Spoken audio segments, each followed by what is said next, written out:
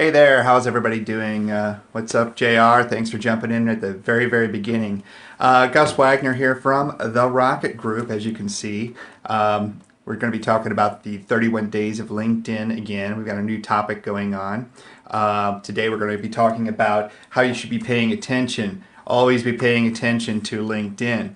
I want to thank you guys and gals who might have watched us last night in these previous Periscope videos. You might notice something different. I did get a haircut today. I totally got a haircut today. It's Christmas time, and I had to do that and look good for Santa.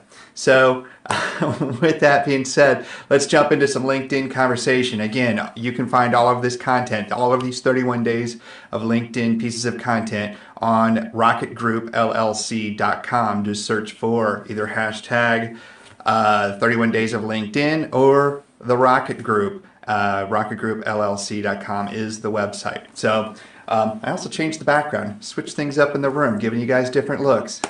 Keeping it interesting, keeping you on your toes. So how are we going to pay attention on LinkedIn? Well, first off, you've got to be paying attention to LinkedIn all the time. And many of us are not doing that. I've been guilty of that for too long, which is why we are doing this 31 days of LinkedIn. I pledged that in 2015 I was going to do a better job with LinkedIn, and here it was December, and I really hadn't done it. So punishment maybe? Here I am writing content, creating content, doing these live stream videos for 31 days in a row, or at least 31 pieces in 31 days, talking about LinkedIn and different aspects. So today we're going to be talking about paying attention to LinkedIn. You've got to pay attention because this thing is 24/7, 365, and so are your connections on LinkedIn, and so are your prospective connections on LinkedIn. There's people out there that can impact your professional life, your personal life, any facet of your life, from buying a car to buying a house to getting a job to keeping a job, to getting a contract to keeping a contract, different types of things there, the people that you could be connecting with or that you have already connected with. They're active on there 24/7, 365. Now, if you've got 1,000 connections, I'm not going to guarantee you that 1,000 of those connections are going to be active every day on LinkedIn, but some of them will, and the ones who are doing LinkedIn more frequently than others are going to be more successful and be more likely to connect and interact and do business with people who are also active on LinkedIn. So the first thing you need to be doing, here's some confessional, if this is like a booth kind of thing. I saw somebody else jump in. I missed who it was. Welcome. Send your questions, comments, concerns about LinkedIn here in the comments, and we'll try to address them as we are live streaming. So respond to those inquiries, respond to those connection requests, respond to any kind of communication. Hey, Mitty, how are you? Respond to that one way, that inquiry, that inbound conversation. Respond to that as quickly as you possibly can. Whether it's 1 hour, 12 hours, 24 hours, don't let it sit there for more than 24 hours. How you doing? Because what you're doing there by letting it sit there for more than 24 hours is that somebody who is engaged on that platform, that sought you out on that platform, whether they're wanting to buy something from you or sell something to you. Hey, Nancy, how you doing? Whether they are trying to do business with you one way or the other, you're creating a perception of yourself by not responding to those inquiries or to those connection requests. I used to be very bad that I would go through LinkedIn and do the LinkedIn connection accepts on Monday morning. That was kind of dumb. I'd been letting connection requests sit there for 6 days. And I don't know that I really missed any great opportunities, and I don't know that you would really miss any great opportunities. I'm not guaranteeing this, but being efficient and being timely and responding to those requests, whether they're connection requests, inquiry requests, LinkedIn email. There you go. Exactly. Customize invited invitations and acceptances. That was one of the points we covered earlier in this 31 days of LinkedIn. Nancy, thanks for bringing that up again. What she's saying again is make sure that you are customizing. You're not using the default language of LinkedIn to make connection requests or make inquiries or such. Use your noggin, use your head, use your fingers, and type out something personal, reminding them of the connection that you have in the real world, or the connection that you could have in the real world when you're making those LinkedIn connection requests. So We've got to respond to those inquiries as quickly as possible. At least no more than 24 hours. Make that promise to yourself in 2016, not to let your LinkedIn inquiries sit there for more than 24 hours. Okay, gang? All right?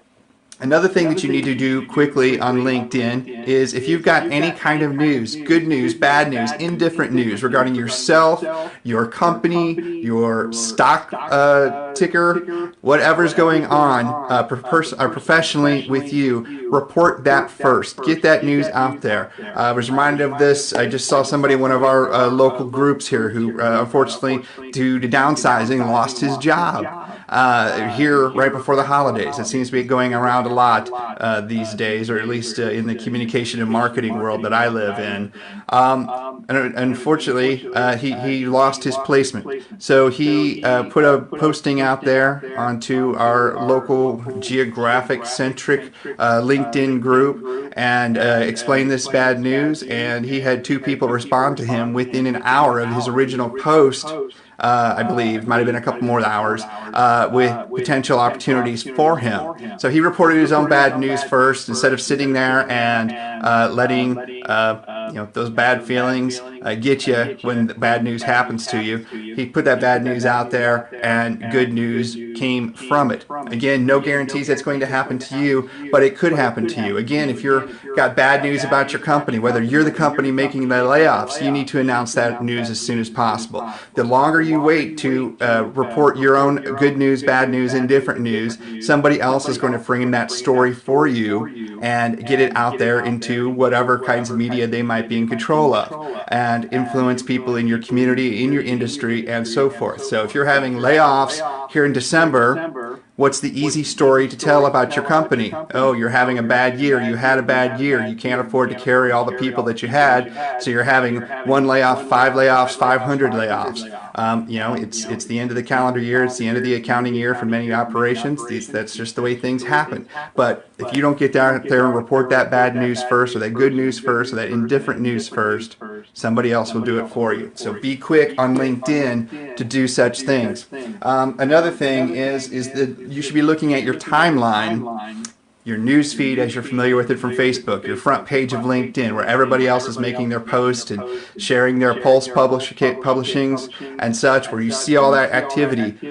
Go through there and look for people that you can connect with or interact with their content that's less than 24 hours old.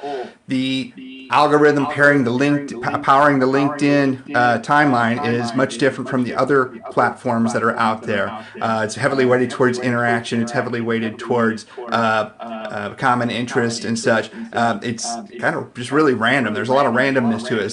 I don't know if yours is the same way, but mine is that way.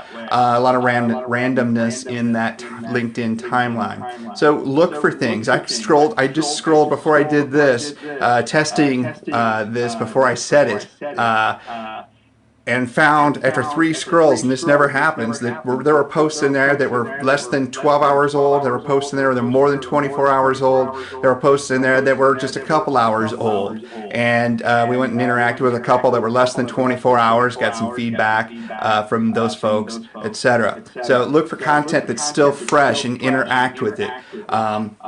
And you'll have some better success when it comes to LinkedIn. And I mentioned the LinkedIn groups earlier, and I've mentioned it 100 times probably in these 22 or so of these LinkedIn posts at this time. The more active you can be in these LinkedIn groups, the better off you're going to be. So be there, be active. If there's something that's been posted, again, less than 24 hours old, maybe you can be the first one to comment. Maybe you can be the first one to like it or share it to your connections. Take advantage of that young content that's there, that fresh content that's there, and utilize it to your LinkedIn interaction benefit. Trust me, the authors, people like myself, the authors of content on LinkedIn truly appreciate those first ones, and all of them, but especially the first ones that come in and interact with our content, no matter how many hours old it is. So the quicker you can find that fresh content in your LinkedIn groups and such, the better off you're going to be. So, too long didn't read version of all of this post is again, echoing my earlier posts, or echoing things I've said many times, when it comes to LinkedIn, do something and do something frequently. Be active, grab the fresh content and interact with it, and you'll have a lot of success, a lot more success than you currently are right now. Because what's the deal? What have we learned the most during this 31 days of LinkedIn is that our peers, our customers, our competition are not active on LinkedIn. And if you are, you're going to have a chance to plant a flag in territory that could be very, very profitable. So that's what I got today to say for this part. We might have another one of these tonight, another one of these Periscope videos tonight when it comes to the LinkedIn. We've got another piece written. I haven't decided if I'm going to have time to film it tonight or not. But keep those LinkedIn questions and comments and concerns and obstacles and challenges, whatever you have, whatever you're encountering when it comes to LinkedIn, keep those coming in. Send them in to @RocketGroup on Twitter, @RocketGroup here on the Periscope. RocketGroupLLC.com is the website. I am Gus Wagner, and I do appreciate you taking the time out of your afternoon to watch this video.